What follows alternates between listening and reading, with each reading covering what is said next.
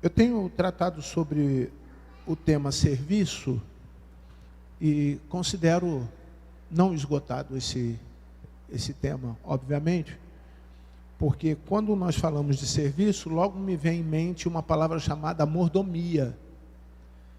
E mordomia quer dizer administração. Então, algumas vezes, nós não conseguimos servir ao Senhor como devemos, porque não somos bons administradores. Administradores de quê? Do quê? De quanto? Porque hoje me parece que as pessoas, elas estão muito preocupadas com a quantidade daquilo que elas fazem. Há exemplo de que tem pessoas que mexem com rede social, mas quando perdem alguns centenas ou dezenas ou milhares até de seguidores, isso causa um certo estresse emocional.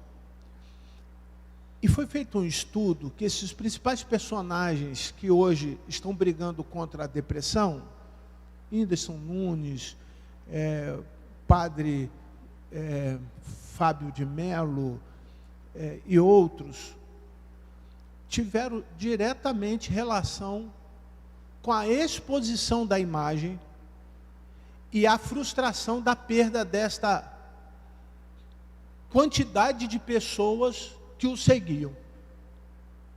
Não determinaram, obviamente, porque seria leviano, do médico que fez a pesquisa, que a causa da depressão tenha sido somente esta.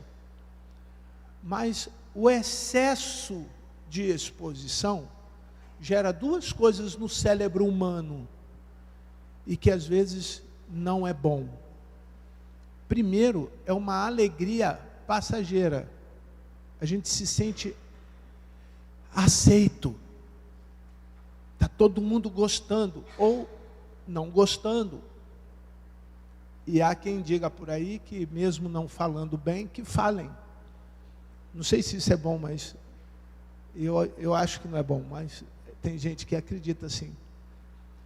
Mas a segunda coisa que causa, além dessa euforia momentânea, é também uma depressão. Então, ao mesmo tempo que a alegria vai lá em cima, de repente vai perdendo like, vai perdendo seguidor, ela desce. Esta é a sensação. Trouxeram isso para um outro campo, o campo educacional, aonde nós temos hoje pelo menos 3 regras fundamentais para o uso do celular nas escolas. A primeira, o celular é necessário por conta da segurança. Segurança dos pais, segurança institucional, segurança acadêmica. A segunda, por uma questão de fator econômico, porque ali você compra, você vende, você negocia, você tem uma opção de coisas. E a terceira, queridos, pasmem os irmãos, cientificamente comprovado, as pessoas já não vivem mais sem a tela. Há uma dependência psicológica da tela. Talvez a galera dos anos 50, 60, 70, igual eu, 70, a gente consiga até ficar um pouco menos, programar para ficar menos tempo do que a da geração Z, de 14 a 25. Obrigado, irmão. Então, nós vivemos numa jaula de sensação, de emoção e de imagem. Quanto mais nos vem, mais queremos ser vistos, mais exposição nós temos, e quando nós não somos vistos, parece que solta uma válvula e você murcha. Eu queria aplicar essas informações, que não são minhas, e peço que os irmãos, os que tiverem total interesse, depois busquem informações sobre esse tema. Mas Jesus nunca foi contra a imagem. todos os milagres que ele fez, ele queria que todo mundo soubesse. E que era para contar para todo mundo. Mas Jesus foi sempre contra uma coisa. E aqui talvez esteja a fórmula para que você não contamine o seu fígado espiritual. Existe uma maneira de nós estarmos no cristianismo e não nos contaminarmos com aquilo que o cristianismo já não é tão saudável. Essas explosões de doutrina, isso é bíblico. Essa montoeira de gente fazendo milagre em nome de Jesus, profetizando em nome de Jesus, falando em línguas em nome de Jesus, revelando em nome de Jesus, isso é bíblico. Não há nada de novo nisso. Eu quero abrir um parênteses. Nós estamos aí no ápice da escolha do novo Papa, e alguém me perguntou assim: pastor, o anticristo vai vir? Eu falei: vai, está na Bíblia. Mas é agora com o Papa negro? Eu falei: eu nem sei se o Papa vai ser negro. Não, mas é agora, pela sucessão, já dizia isso. Eu fiquei meia hora gastando minha energia. Irmãos, eu estou falando com muita alegria aos irmãos isso. Ouvindo uma pessoa numa teoria que eu nunca tinha ouvido. Era inédita. Mas qual foi a primeira pergunta dele? Se o anticristo viria. A Bíblia diz que vem. Se é agora, se não é, eu não sei. Eu preciso estar pronto. Preciso estar preparado. Então, toda essa doutrina que vem enganando a igreja, vem trazendo problema para a igreja, vem dissolvendo a fé, ela está associada àquelas duas palavras que nós já estudamos inicialmente, que ligada ao serviço nos leva à santidade. Só para termos essas palavras bem conceituadas. Arrependimento mais perdão é igual a quê? Salvação. Esse é o tema fundamental de Jesus. Jesus não perde seguidores por conta da salvação. Jesus não perdeu seguidores por conta da salvação. Jesus perdeu seguidores, perdeu a sua fama, perdeu o seu popstar por conta do serviço. Por quê? Agora, serviço mais salvação é igual a santidade. Salvação mais serviço, você foi salvo, agora faz parte do reino de Deus para servir. E quando você expressa o serviço a Deus, gera relacionamento com Deus, semelhança com Deus, gera santidade. Então a santidade é um resultado de duas ações: da salvação por intermédio de Jesus, e agora o meu compromisso, a minha obediência a Jesus através do serviço. Como nós digitalizamos tudo, nós levamos tudo para o campo virtual, e isso não vai parar. Algumas vezes nós poderíamos estar mais à frente em relação ao serviço, mas ainda nós estamos analógico.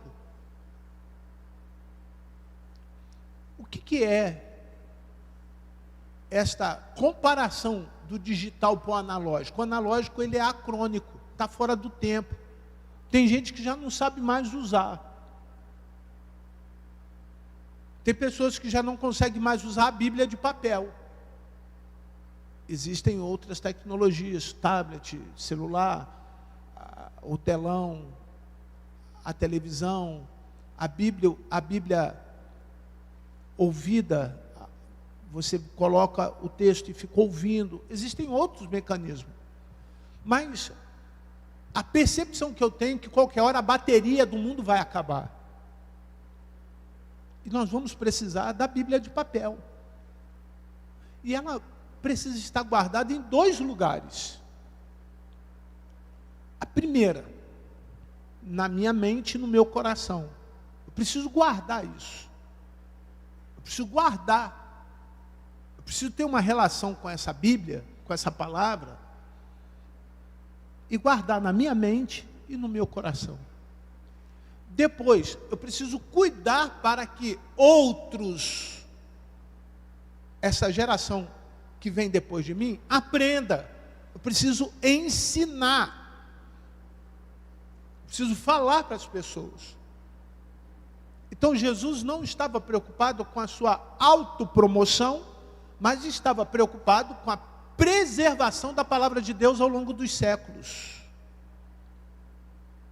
Então, perder seguidores para Jesus não era o importante, mas perder a autoridade da palavra ao longo dos séculos é importante. E a igreja, ao longo do tempo, tem perdido a sua autoridade. Lideranças que não sabem manusear nem a Bíblia digital e nem a Bíblia analógica. Se você der a Bíblia a ele, ele não sabe ler. Literalmente, ele não sabe ler. Não é uma questão figurada. Se você der o texto para ele ler, ele vai gaguejar, ele não vai botar as vírgulas onde tem que botar, ele não vai interpretar o texto, ele não sabe ler, ele não sabe ler.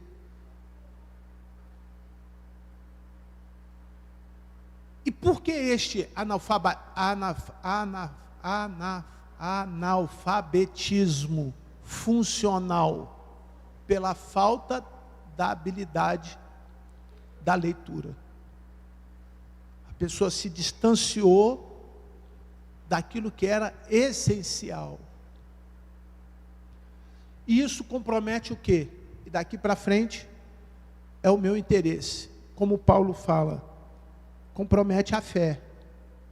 Abra, por favor, em 2 Coríntios, capítulo 5. E no processo do sermão, daquilo que nós estamos propondo,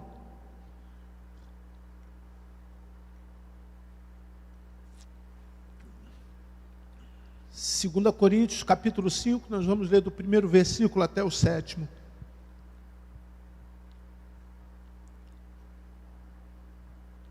Que diz assim: pois sabemos que se a nossa casa terrestre desse tabernáculo se desfizer, temos da parte de Deus um edifício, uma casa não feita por mãos humanas, eterna no céu. Feche os seus olhos. Vamos orar ao Senhor. Pai querido, abençoa-nos naquilo que o Senhor tem para nos ensinar. E que o desempenho, Senhor Deus, de cada um durante a semana, e principalmente na proposta, Senhor Deus, de conhecermos mais o Senhor e servirmos o Senhor, nos dê discernimento e entendimento que todas essas coisas não dependem de mim, mas dependem do Senhor. Proporcione, Senhor Deus, esse conforto emocional que tanto precisamos e nos faça aceitar, Senhor Deus, não como obrigação, mas nos faça aceitar, Senhor Deus, o Teu reino, assim como o Senhor nos convida a sermos servos obedientes ao Senhor. E que o benefício disso seja de mudança, transformação, de prosperidade sobre todos aqueles com quem nós habitamos, congregamos, trabalhamos, servimos, em nome de Jesus. Amém. Hoje, já pela manhã, assistindo uma mensagem do pastor da Primeira Igreja Batista de Brasília, ele fez referência a um ponto que eu vou tratar nesta manhã com os irmãos, é que nós estamos passando pela fase de resistência da fé. E ele dividiu em 3 fases esta era moderna da fé. A primeira, a da confusão. E o que ele determina a fase da confusão? Onde foram criadas inúmeras possibilidades de religião, aonde as pessoas tinham liberdade de escolha e elas aproveitavam essa liberdade para tentar se achar. Elas estavam tão perdidas, e eu confesso aos irmãos que eu concordo com isso, elas estavam tão perdidas que elas passavam anos em determinados lugares sem estarem lá. E ele declarava isso da seguinte maneira: pessoas que faziam parte de congregações e que não haviam nunca se comprometido com absolutamente nada naquele lugar. Eles eram espectadores, mero ouvintes da palavra de Deus. De confusão. Segundo, acomodação. Eles começaram a ver que essas pessoas, depois de 3 anos, achavam melhor ficarem ali do que procurarem um outro lugar para trabalhar para o Senhor. E ficaram lá. 3, 4, 5, 30. Alguns já até partiram, morreram. Mas não tiveram uma experiência religiosa de fé. E ficaram na acomodação. Ou optaram em ficar ali. Criaram hábitos de fé que não tinham nenhuma relação com o cristianismo. E eu aproveito para lembrar que eu também concordo com esse aspecto, que muitas vezes as pessoas só copiam, né?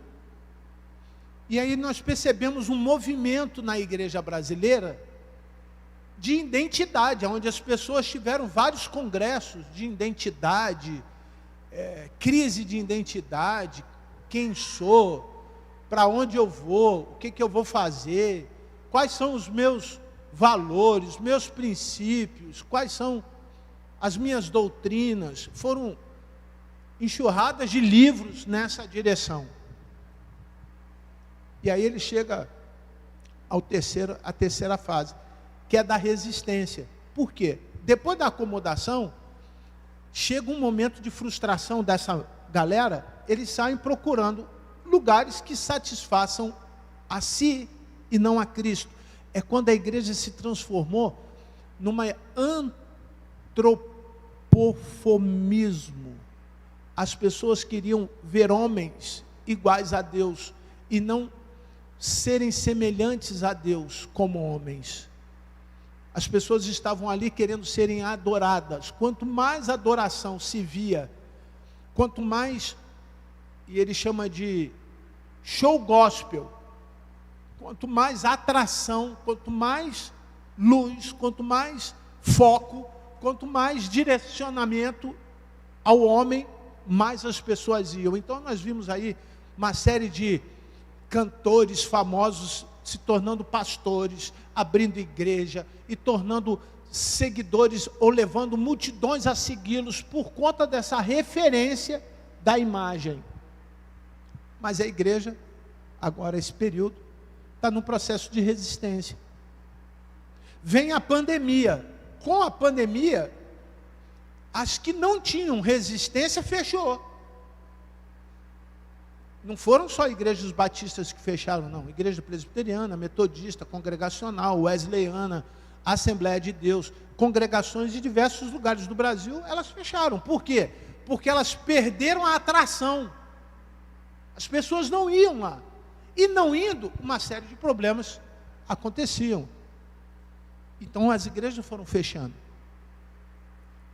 Comparou ao fato histórico na Europa, que isso aconteceu há mais de 4.000 anos atrás, ou nos Estados Unidos há 200 anos atrás, esse fenômeno aconteceu de maneira precoce no Brasil, ou seja, as igrejas aqui estão fechando, não por conta do abandono da fé, ainda não é esse tempo no Brasil. A igreja brasileira é uma igreja fervorosa, ela ainda é uma igreja religiosa, nós não estamos nesse processo, mas a pandemia, ela de forma precoce, antecipou aquilo que se diz preservar o mínimo da qualidade e da importância da igreja local. E quais eram essas importâncias? Quais eram esses requisitos? Então, qual é a nossa missão como igreja local? Pregar o Evangelho. Falar de Jesus para as pessoas. Não é uma missão exclusiva da Igreja Universal, da Igreja Assembleia de Deus, da Igreja Batista, é de todo aquele que confessa que Jesus é o Senhor, tem como missão falar de Jesus. Como que isso se aplica na igreja local? E aí Deus, pela sua multiforme sabedoria, deu modelos de igrejas diferentes, comportamentos doutrinários diferentes. Não é certo e errado.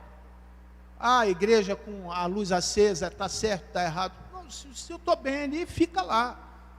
Se eu estou bem aqui, fique aqui. Se eu estou bem ali do outro lado, fique lá. Não está certo ou errado. Nós não estamos fazendo juízo de valor. Por quê? A visão é a maneira pela qual ele vai aplicar o cumprimento da missão. A visão é aquilo que Deus direciona a igreja para cumprir a missão. Aqui nós temos uma visão principal, escola bíblica dominical. Como é valioso esse tempo dos irmãos na escola bíblica dominical. Precisa ser melhorado? Precisa ter qualificação? Precisa de melhores condições ambientais? Precisa de tudo isso. Mas nós temos a escola bíblica dominical. Nós valorizamos o tempo para você estudar a Bíblia. Nós induzimos as crianças a virem à escola bíblica dominical como visão do cumprimento da missão. Que é na escola bíblica dominical que ela vai fortalecer os vínculos familiares, que ela vai obedecer o papai, vai obedecer a mamãe, que ela vai entender o que é a igreja. Muitos participam de tudo religiosamente, mas só vão entender lá na frente o que é a igreja quando estiverem maduros, realmente capazes de tomarem decisões cristãs. Ainda como visão, são as atividades de culto, o que nós chamamos de culto coletivo. Isso que nós fazemos domingo de manhã e domingo à noite. Querido, domingo de manhã não é o culto igual ao domingo de noite. Não é. Se o seu é porque pode ser que você esteja nessa segunda fase da acomodação e aí ficou igual. É linear, não é vertical, ela é na horizontal. Eu faço. E aí nada muda, porque o que eu faço, eu não tenho criatividade para fazer diferente. Eu já estou cansado, eu estou esgotado, eu estou doente, eu estou sem recurso financeiro, eu tenho minhas desculpas, eu tenho os meus problemas. Então, sou eu. Tiro eu e boto assim, agora eu estou aqui para Jesus me usar. Eu sou instrumento. Senhor, como que o Senhor quer me usar? Aonde o Senhor quer me usar? De que maneira o Senhor quer me usar? Que força eu vou ter do Senhor para executar esta missão? Que tipo de inteligência sobrenatural o Senhor vai me dotar, que são dons espirituais, dados àqueles que são salvos, para que eu execute esta missão? Então, eu entendo a visão. Eu entendo a visão. Mas a igreja tem perdido os seus princípios. A igreja, quando eu digo a igreja, fazendo uma análise ampla, tem perdido os seus valores. Pode ser que nós entendamos e tenhamos a missão, pode ser que nós estejamos convictos da visão, mas alguns valores a gente tem perdido. O que diagnostica, o que faz você perder valor? É você estar em ambientes que não te valorizam. Essa para mim é a principal causa. Por que você abre mão de fazer o bem para alguém? Porque você só faz o que te pedem. E as pessoas muitas vezes cansam de te pedir porque você não faz. Por que você perde o valor de amar ao próximo? Porque você só encontra decepção, traição, mentira, ciúmes. Por que você deixa de dar o seu melhor para o outro? Porque o outro nunca te valoriza. Pode ser que esse seja o momento e o ponto de vista onde você chegue à miséria social que muitas vezes você não quer assumir. E aí entra um evangelho, porque a Bíblia diz bem claro, se você entrega o seu caminho ao Senhor e confia nele, tudo Ele vai fazer. Você crê assim? Você precisa entregar e esperar Ele fazer. É cruel a vida quando nós estamos desconfortáveis emocionalmente. Nós não sentimos o propósito, não sentimos o benefício, nem o resultado do que fazemos. Ninguém tem direito de administrar a sua própria vida, uma vez que a entregou para Jesus. Ninguém. Senão o Senhor é você. Vou repetir. Ninguém tem o direito de mandar em si mesmo, quando entrega a sua vida na mão de Jesus. Porque senão o Senhor da sua vida é quem? Você mesmo, e não o Senhor Jesus. A Organização Mundial de Saúde reconhece que por impactos emocionais, eles trazem uma autossuficiência na fé. E isso tem reduzido o comportamento coletivo. Ou seja, as pessoas estão crendo mais naquilo que elas fazem do que daquilo que Deus pode fazer por elas. Isso tem causado um estresse tão grande a ponto da fé ser desconfortável para alguns.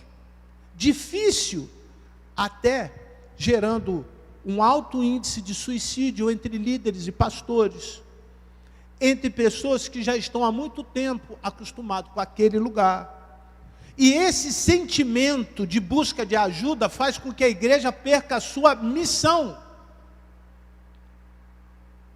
Porque a missão é falar de Jesus. A missão não é outra coisa, é falarmos de Jesus. E esses estudos indicam que essas pessoas, por falta de conhecimento da verdade, prendem-se, se escravizam a outras verdades.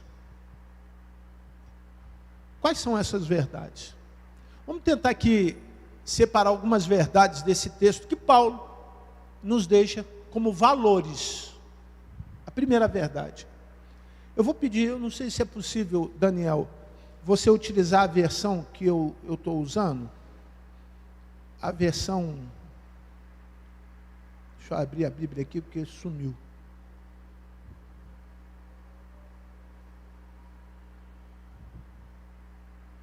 Desculpem, irmãos.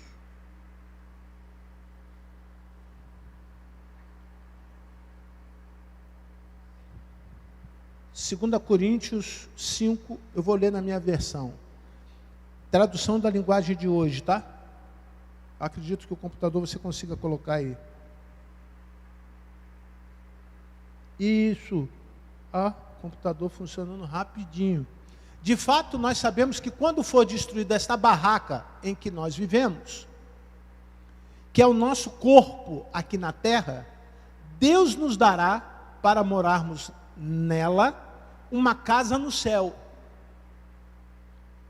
Casa não foi feita por mãos humanas. Foi Deus quem a fez e ela durará para sempre. Fica mais claro assim?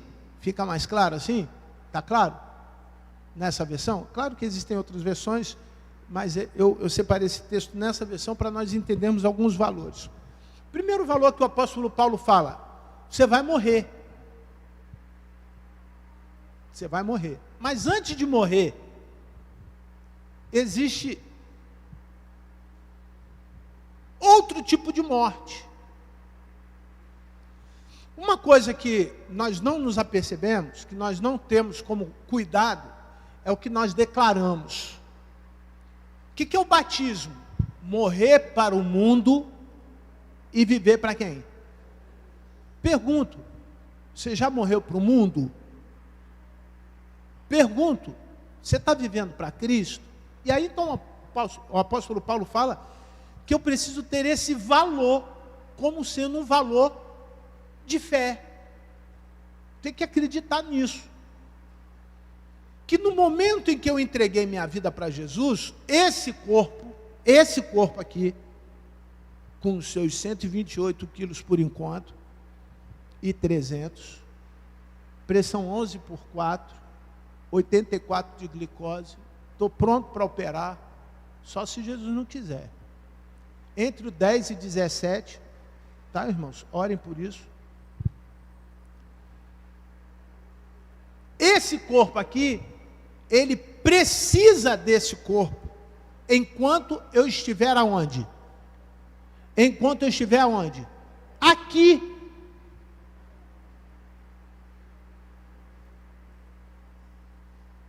Como então nós podemos admitir?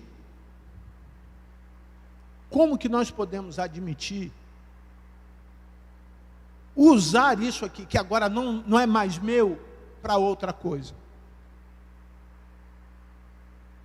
Qual o compromisso que você tem com a sua saúde física em relação às coisas espirituais? São valores. São valores. Dormir bem, comer bem, beber bem, andar bem. Quais são as rotinas que nós criamos para isso? Mas esse não é o foco do apóstolo Paulo. Versículo 2. Por isso gememos enquanto vivemos nessa casa de agora. O que ele está dizendo? Nesse templo, vou tirar a palavra templo, nessa barraca, essa barraca, nós gememos. O que significa isso? Nós temos sofrimento, pois gostaríamos de nos mudarmos já para a nossa nova casa no céu. Por quê? Acabará o sofrimento. Isso é valor. São valores. Tem gente que deixa de servir porque está sofrendo, porque está passando problema. Tem gente que se afasta do Senhor por conta do problema do seu filho, problema do trabalho. Tem gente que não entende que esses problemas é porque faz parte de um processo aqui na terra. Vivemos nessa casa agora, pois gostaríamos de nos mudarmos para a casa no céu. Aquela casa que será o nosso corpo, o quê? Celestial.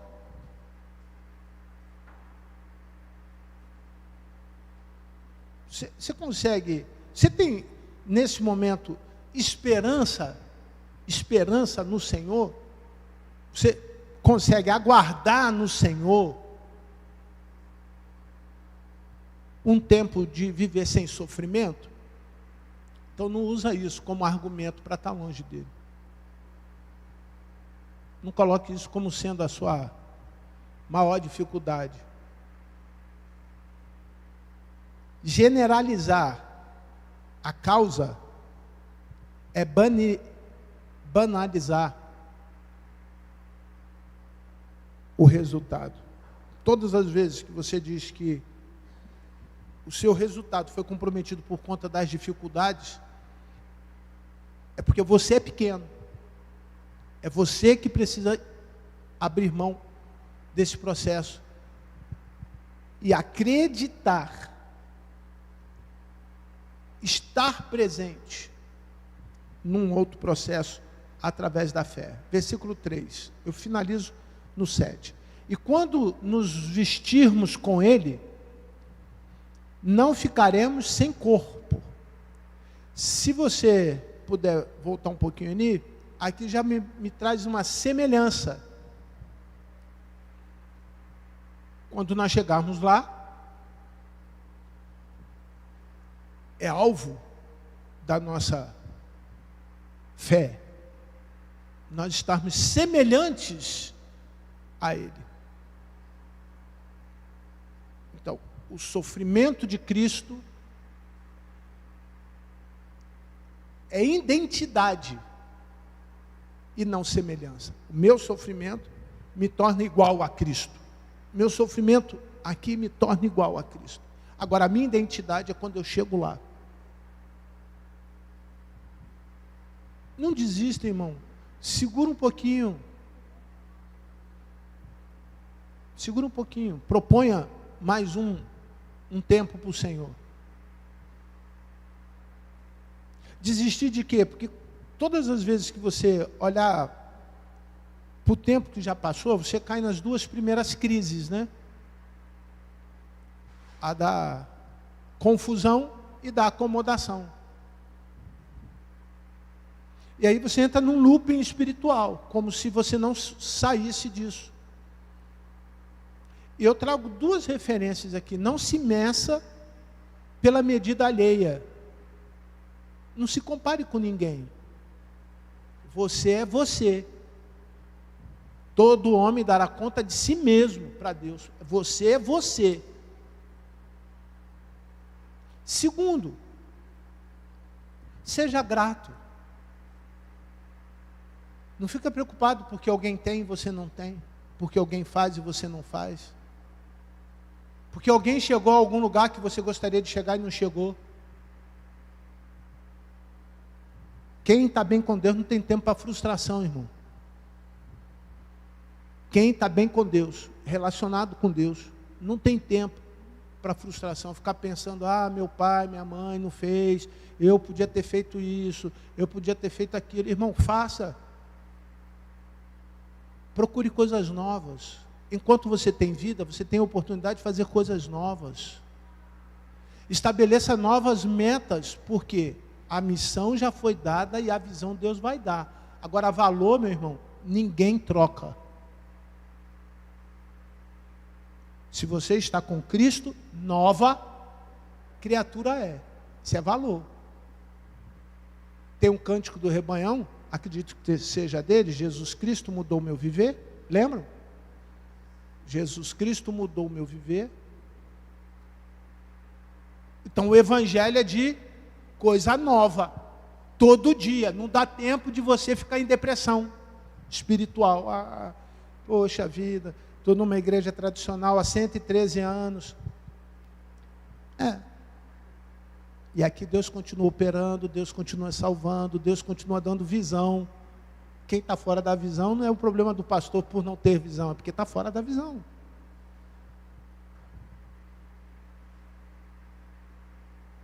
Quem não tem valor não é porque o professor da escola bíblica dominical não ensinou, não, é porque não tem valor, não dá valor.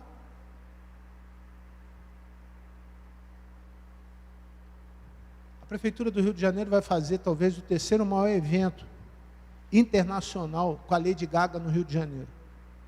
Estão sendo mobilizados em torno de 2 bilhões de reais de gastos para esse evento. Os senhores teriam uma noção, nos últimos 8 anos, a Polícia Militar do Rio de Janeiro recebeu 200 milhões de reais de investimento. Falta muito dinheiro para 2 bi, não falta? Não falta? Você imagine se a polícia recebesse 2 bi de investimento, Polícia Civil, Polícia Militar? Você já imaginou? Treinamento, investigação, monitoramento, clone, uma porção de outras coisas que poderiam ser feitas aí para poder melhorar a qualidade de vida nos ônibus. Frota, eu não ando de ônibus, frota de ônibus, sem ar-condicionado, sem porta, sem pneu, sem motorista, sem cobrador, sem passageiros, sem nada. Você vai para a região de Campo Grande, os ônibus no VRT, para parar, a mulherada pula e os que estão embaixo pulam para subir.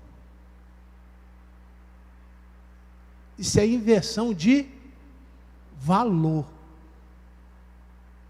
Gasta-se muito em determinadas coisas, estou falando de ordem pública. Agora eu vou fazer a semelhança na ordem espiritual. Se nós tivéssemos presente aqui um Júnior Trovão, uma Cassiane, tem um outro, Paulo Freire, talvez o auditório tivesse 3, 4, 5 vezes mais gente aqui. se nós tivéssemos um Cláudio Duarte, uma Fernanda Brum, talvez estivéssemos aqui fazendo fila para entrarem para assistir os cultos.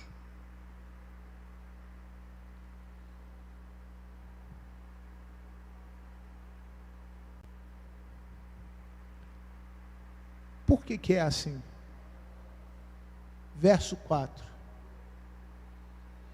Gememos aflitos enquanto vivemos nessa barraca que é o nosso corpo. Isso não é porque queiramos ficar livres do nosso corpo terreno, ou seja, ninguém quer morrer. Compreendeu o texto? Está ali escrito assim? Ninguém quer morrer, ninguém quer ficar livre desse corpo terreno.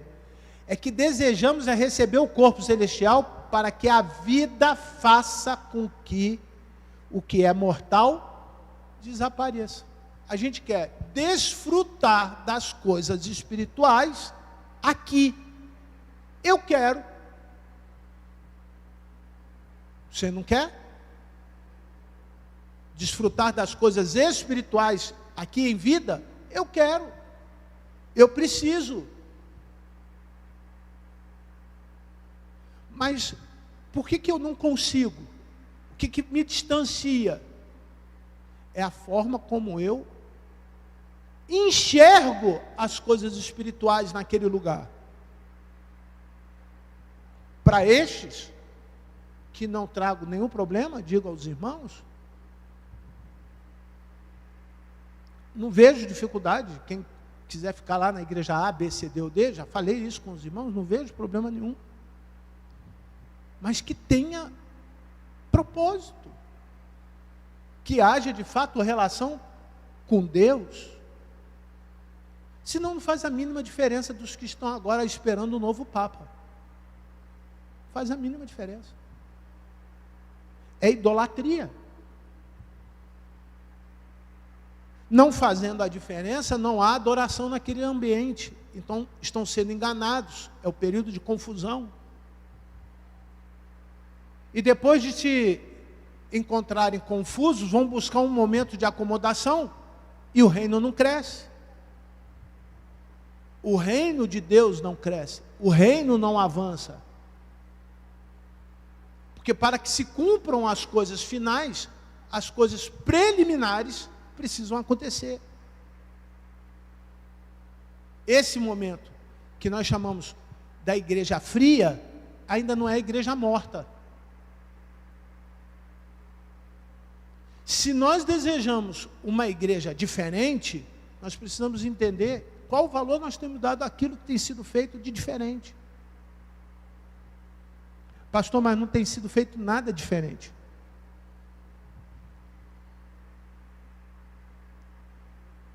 Eu confesso aos irmãos que muitas vezes eu penso assim.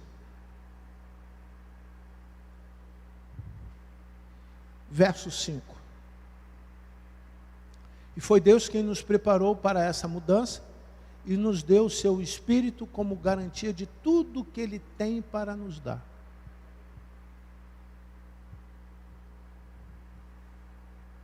Não adianta. Não adianta pensarmos, trazermos uma teologia nova. Não há a menor capacidade de exercício da fé quando o ambiente não está preparado para a fé.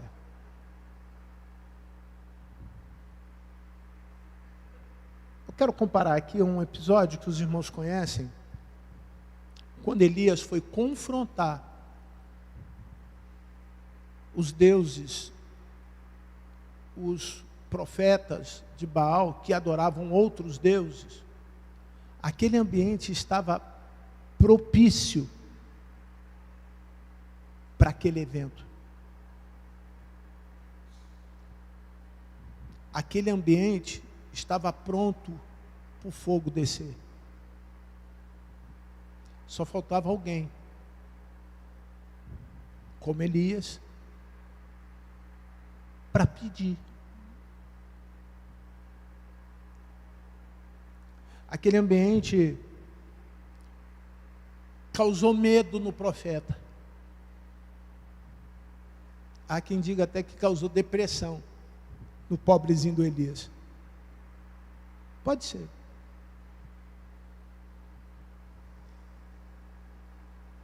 Mas o ambiente estava pronto para receber fogo do céu. Ele deu valor àquele momento. Ele deu importância àquele momento. Ele estava apto para aquele momento. Então o medo foi superado. As deficiências fisiológicas, a depressão, a angústia e etc, etc, foi superado. Porque agora, quem preparou aquele momento foi o próprio Deus. Eu faço um apelo aos irmãos que todas as vezes, embora eu acho que existam pessoas que fazem isso, e o meu apelo é para que aumente esse contingente de gente fazendo isso. Quando você vier para a igreja no domingo, ore antes de sair de casa, pedindo pelo culto. Ore pelo professor da escola bíblica dominical. Ore pelo pastor. Antes de você sair de casa, não saia brigado com ninguém não, preocupado com o boleto da segunda, com a agenda. Tem gente que morre por uma coisa que é terça-feira. O cara está morrendo hoje. Ansioso, ansioso, ansioso, ansioso.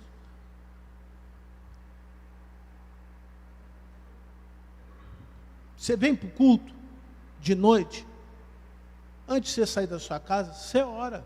Senhor, me leva. Prepara o lugar onde eu vou estar. Leve pessoas para me abençoar. Traga gente que possa estar ali na mesma sintonia que eu. Proporcione momentos diferentes para mim. Seja, irmão, o mais egoísta possível com Deus. Fala, Senhor, eu quero tudo naquele culto. Tudo que eu não tive durante a semana inteira, eu quero receber em 10 minutos. Mas chegue aqui com este sentimento. Com a vontade de ver as mudanças que Deus tem preparado para você. Chegue aqui esperando a casa nova que Ele já prometeu. Amém? Está entendendo, irmão? Você está vivo, mas tem gente que está parecendo que está morto. Você ainda tem corpo, mas na hora da adoração não consegue nem se mexer. Não mexe em nada. Você tem cérebro. E eu tenho tentado te provocar para pensar, irmão. Para pensar. E quando você pensa, o seu estômago reage. A barriga, isso aqui reage.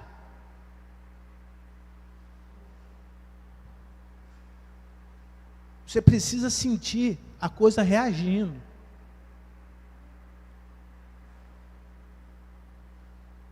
Quero comparar que todas as vezes que eu prego é pão. Todas as vezes que o irmão come, ou faz bem, ou faz mal.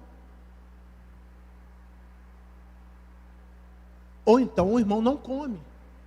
Se não come, o irmão pode estar entrando num processo de perda de massa, pela ausência de energia. Vai ficar fraco. E todas as vezes que você ficar fraco, você tem a tendência de ficar doente. E muitas vezes, o que fica doente, não tem tempo para se curar e morre espiritualmente.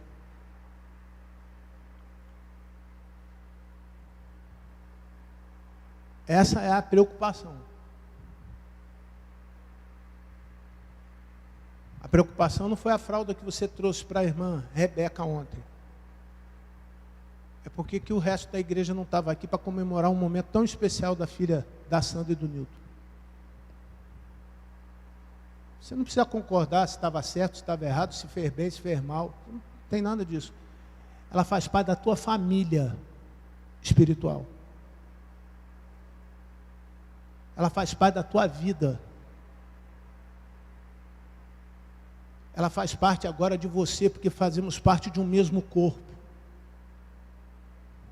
E quando alguém do corpo está doente, todo o corpo fica doente. Quando alguém está alegre, feliz, todo mundo fica feliz. Isso é valores. Se você não acredita nisso, não tem problema. São valores.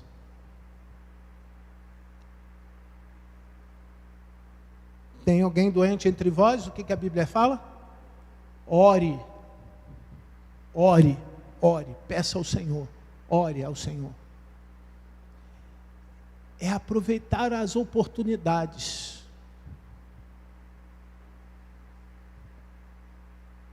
É aproveitar as oportunidades. A ceia é uma oportunidade da igreja ter comunhão. As festas que a gente tenta manter com muito custo, com muito sacrifício, tem pessoas que não dão o mínimo valor. Não dão um mínimo valor. Foi se perdendo ao longo do tempo o valor das coisas. E nós assumimos isso. Nós assumimos desprezando aquilo que Deus está preparando para cada um desses momentos. Se essas coisas não fossem importantes, elas não estariam lá. Elas não estariam presentes. Segundo domingo de maio tem o quê na igreja? Tem o quê? Todo mundo tem mãe o ano todo. Aí do segundo domingo de maio ele resolve almoçar com a mãe dele para não vir na igreja. Aí a igreja fica vazia.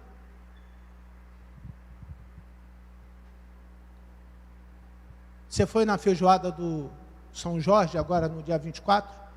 Foi? Quem foi? Levanta a mão. Ué, por que você não foi? É o mesmo dia do santo, do dia das mães. É muita religiosidade, vocês estão compreendendo? É muita religiosidade.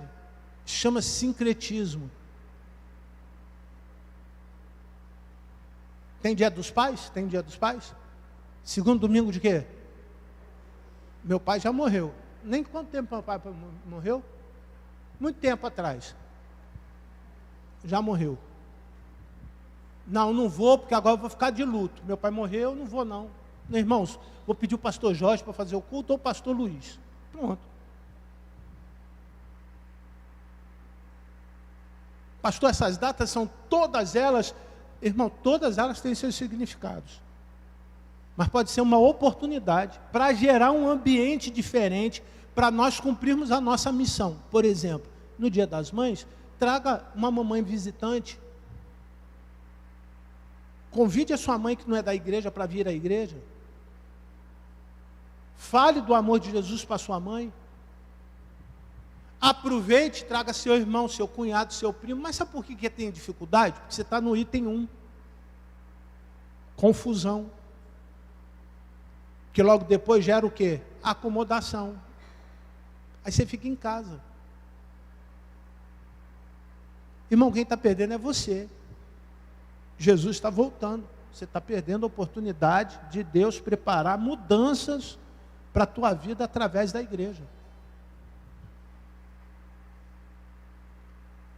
Isso não tira a salvação, mas tira a oportunidade de comunhão.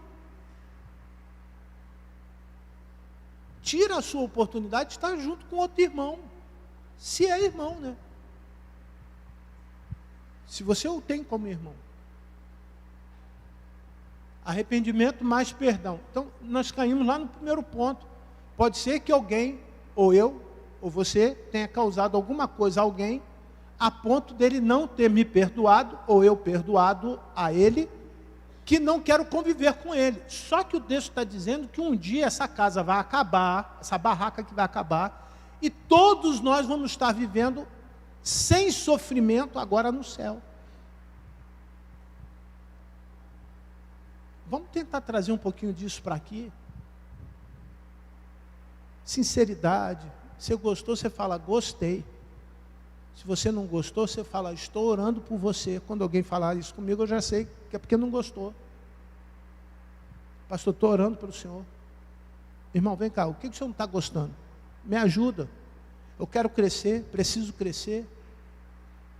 Eu estou num tempo onde o meu tempo vale mais do que você possa imaginar.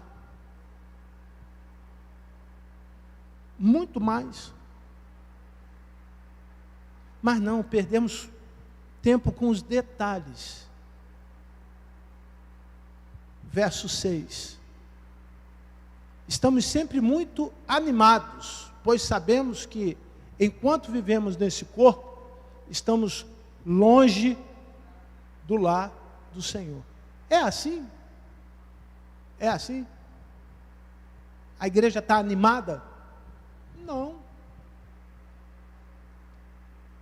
A igreja está acostumada a fazer o culto de manhã, de noite, fazer o culto quarta-feira, sexta-feira que teve vigília. Agradeço os irmãos que puderam cooperar na vigília. Peço a Deus que traga mais gente para orar. Quando você tem esse momento, você proporciona, verso 5, por favor. E foi Deus quem nos preparou para essa mudança. Proporciona, você dá um ambiente para Deus mudar, para Deus fazer alguma coisa. Isso é diário. Você sai daqui querendo reproduzir isso na sua casa, reproduzir isso no seu ambiente de trabalho, reproduzir isso no lugar onde você está hoje, com a sua família. Porque todas as vezes que você proporciona um ambiente adequado para Deus agir pela fé, coisas extraordinárias acontecem. Coisas maravilhosas acontecem. Porque Deus quer que você sinta que Ele está perto de você. E aí Ele permite que aquelas coisas espirituais, aqui nós estamos esperando, o céu, seja o nosso refrigério, seja o nosso bálsamo, seja a nossa alegria, mesmo que momentânea. Irmão, uma gotinha de alegria de Deus é mais do que a vida inteira sem Deus. Mas Deus não prometeu uma gotinha, Deus prometeu que fluiriam rios de água da gente. Iria sair muita alegria da gente. Então, se anime, verso 7. Porque vivemos pela fé e não pelo que vemos. Se alegre com isso. Se alegre, olha, Senhor, eu entendi. Não é que o Senhor perdeu o valor. Eu entendi a nossa missão, entendi que a visão o Senhor vai dar de acordo com o cumprimento da missão. O que Deus falou para Moisés foi diferente do que Deus falou com Davi. Ambos tiveram uma missão. O que Deus fala comigo, diferente do que Deus fala com você. Agora, quando nós colocamos o nosso esforço para o cumprimento da missão, aí Deus começa a separar as pessoas certas, botar no lugar certo, traz os recursos, dá a capacitação, dá o curso de treinamento para aquela pessoa. Isso é natural. Não precisa pedir, vamos fazer agora 3 semanas disso, daquilo outro. Irmão, é natural. Eu espero um tempo onde Deus consiga identificar entre nós pessoas que gostem de evangelismo, para voltarmos a termos evangelismo na rua, voltarmos a termos evangelismo nas casas, se esta for a visão de Deus para esse tempo. Gostaria de continuar com o programa Casa de Paz. Nós começamos, precisamos passar por um outro momento, convidar novas famílias, atuar mais nas vidas das famílias. Essa é uma visão. Mas tem que ter colaboração. Não é o anjo que vai fazer isso. Não são as coisas celestiais que vão mexer nas coisas terrenas. É a igreja. Somos nós. Porque vivemos pela fé e não pelo que vemos. Feche os seus olhos.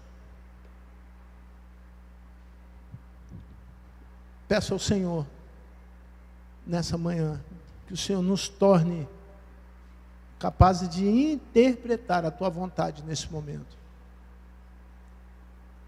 Porque desejamos, Senhor Deus, te servir melhor. Não é fazer um culto melhor, mas te servir melhor. Te servir na segunda, na terça, na quarta, na quinta, na sexta, no sábado e no domingo. E quando estivermos reunidos, te adorar melhor. Adorar, Senhor Deus, em todos os sentidos. Anima, Senhor Deus, o teu povo. Anima, Senhor Deus, a liderança desta igreja. Anima as crianças. Em nome de Jesus. Que o teu Espírito dê esse movimento que nós precisamos. Para que haja o crescimento do teu corpo. Faça a tua igreja crescer, Senhor. Porque desejamos, em nome de Jesus, que a graça, a paz, o amor de Deus o Pai, a comunhão e a consolação do teu Santo Espírito se façam presentes neste lugar hoje para todo sempre. Amém.